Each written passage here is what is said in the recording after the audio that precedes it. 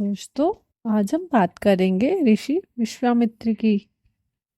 ऋषि विश्वामित्र को कौन नहीं जानता। रामायण में विश्वामित्र जी की अहम भूमिका देखने को मिलती है। क्या आपको पता है, ऋषि बनने से पहले वो एक महान प्रतापी राजा हुआ करते थे, परंतु सवाल ये उठता है कि क्यों अपना राजपाट छोड़कर राजा से ऋषि और ऋषि से ब्रह्मऋषि बन गए, और कैसे ऋषि विश्वामित्र जी मेनका के जाल में फंस गए। चलिए जानते हैं ऋषि विश्वामित्र जी के बारे में। विश्वामित्र जी ने राजपाट का त्याग क्यों किया? विश्वामित्र जी मेनका के जाल में कैसे फंस गए? विश्वामित्र ने मेनका का त्याग क्यों किया? विश्वामित्र को ब्रह्मऋषि क्यों कहा जाता है? राजा कुशनाभ के पुत्र थे राजा गांधी, और उनके पुत्र हुए विश्वामित्र जी। ऐसा कहा जाता है, जैसा नाम वैसा काम। ये बात विश्वामित्र जी के नाम से देखने को मिलती है। विश्वामित्र का अर्थ होता है सबके साथ प्रेम रखने वाला।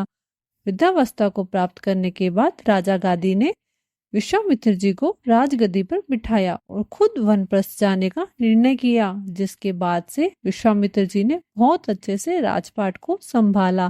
प्रजा भी उनसे बहुत खुश थी। ऐसे ही कई प्रसंगों का उल्लेख वेदों और पुराणों में भी किया गया है, जहाँ ऋषि वशिष्ठ और ऋषि विश्वामित्र के बीच में संघर्ष हुआ। ऐसे ही एक पौराणिक कथा है। एक बार राजा विश्वामित्र सेना लेकर जंगल के रास्ते से लौट रहे थे। रास्ते में ऋषि वशिष्ठ का आश्रम था। वो उनसे मिलने के लिए उनके आश्रम गए, जहाँ ऋषि वशिष्ठ और उनके शिष्यों ने उनका भरपूर स्वागत किया, और वन में आश्रम होने के बाद ही उनके खाने पीने का बहुत अच्छे से व्यवस्था की, जिसे देखकर राजा बहुत प्रसन्न हो गए और ऋषि वशिष्ठ से पूछने पर मजबूर हो गए कि आश्रम में रहते हुए भी इतना सत्कार कैसे किया। तब ऋषि वशिष्ठ ने उत्तर दिया कि मेरे पास एक नंदिनी नाम की गाय है, जो कामधेनु गाय की पुत्री है। ऋषि वशिष्ठ से नंदिनी गाय के चमत्कार सुनकर राजा के मन में उसे पाने का लोभ उत्पन्न हो गया। तब राजा विश्वामित्र ने ऋषि वशिष्ठ से नंदिनी गाय को अपने साथ ले जाने की अनुमति मांगी, परंतु जब ऋषि वशिष्ठ ने उन्हें नंदिनी गाय को देने से इनकार कर दिया, तब उन्होंने अपनी सेना लेकर उन पर आक्रमण करने को कहा और बलपूर्वक नंदिनी गाय को प्राप्त करना चाहा। परंतु जब नंदिनी गाय ने देखा कि ये ऋषि वशिष्ठ और उनके शिष्य को मार रहा है, तब नंदिनी गाय क्रोधित हो गई और अपने स्वामी की दशा को देखते हुए उस गाय ने राजा और उसकी पूरी सेना को पराजित कर दिया। अब राजा विश्वामित्र को यह पता चल गया था कि राजबल की अपेक्षा ब्रह्मबल अधिक श्रेष्ठ है। उन्होंने राजपाट का त्याग कर दिया और भगवान शिव की तपस्या में लीन हो गए, जिसके बाद से उनको ऋषि विश्वामित्र के नाम से जाना जाने लगा। रामायण काल के समय जिस वन में ऋषि विश्वामित्र जी का आश्रम था, उसी वन में ताड़का नाम की एक राक्षसी रहती थी। ऋषि विश्वामित्र जी ने प्रभु श्री राम के हाथों ताड़का का उद्धार करवाया। उसके बाद प्रभु श्री राम की चरण धूल से अहिल्या का उद्धार करवाया, और ऋषि विश्वामित्र जी ने सीता जी से प्रभु श्री राम का विवाह करवाया।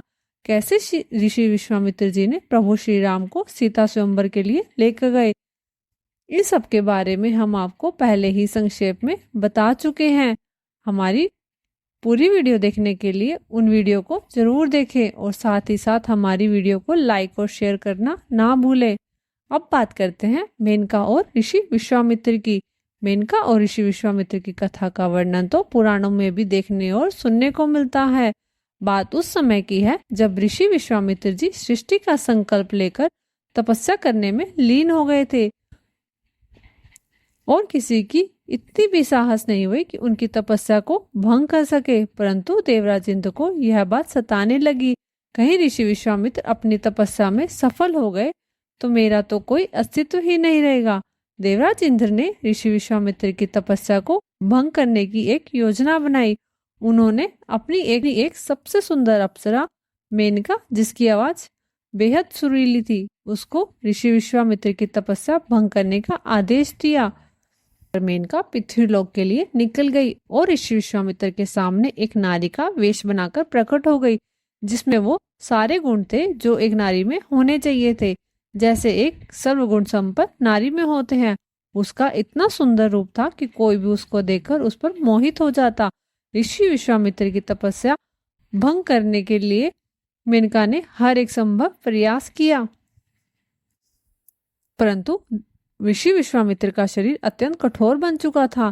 मेनका के सभी प्रयास निष्फल जाने लगे। एक एक मेनका के प्रयास से उनके शरीर में परिवर्तन आने लगा और देखते ही देखते ऋषि विश्वामित्र अपना तप छोड़कर उठ गए और मेनका, जो एक सुंदर स्त्री का रूप धारण करके आई थी, उसके प्यार में पड़ गए। ऋषि विश्वामित्र जी उसको अपनी अर्धांगिनी के रूप में देखने लगे। ऋषि विश्वामित्र का तप भंग होने के बाद भी मेनका इंद्रलोक नहीं गई। उसे पता था उसके जाने के बाद ऋषि विश्वामित्र की फिर से तप में बैठ जाएंगे, इसलिए उसने वहीं ऋषि विश्वामित्र जी के साथ रहने का निश्चय किया। कई वर्षों तक उनके साथ रहने के बाद विश्वामित्र और मेनका के यहाँ एक पुत्री ने जन्म लिया, जिसका नाम शकुंतला रखा गया। कुछ समय के पश्चात उसे इंद्रलोक की याद आने लगी। वो सोचने लगी कैसे रंभा उर्वशी वहाँ के सुख उठा रहे होंगे। तब मेनका अपनी पुत्री को छोड़कर वहां से इंद्रलोक को चली गई, जिसके बाद विश्वामित्र ने उस कन्या को कण्व ऋषि को दे दिया। उन्होंने ही उसका पालन पोषण किया। आगे चलकर शकुंतला का विवाह राजा दुष्यंत के साथ हुआ, जिसके बाद इन दोनों के घर एक पुत्र ने जन्म लिया, जिसका नाम भरत रखा गया। ऐसी मान्यता है कि इसी के नाम पर हमारे देश का नाम भारत रखा गया था। इक्ष्वाकु वंश के राजा और त्रिशंक, जिनकी इच्छा थी कि इनको सशरीर स्वर्ग जाना है, विश्वामित्र जी ने अपनी तपस्या के बल पर ही उन्हें सशरीर स्वर्ग भेजा था। एक बार ऋषि विश्वामित्र जी की परीक्षा लेने के लिए स्वयं धर्मराज जी वशिष्ठ जी का रूप लेकर आए और विश्वामित्र के आश्रम पहुंच गए। वहां पहुंचकर उन्होंने विश्वामित्र जी को कहा, मुझे भूख लगी है। विश्वामित्र जी उनके लिए भोजन की व्यवस्था करने में जुट गए। इतने में धर्मराज, जो वशिष्ठ जी का रूप लेकर आए थे, दूसरे तपस्वियों के पास गए और भोजन करने लगे।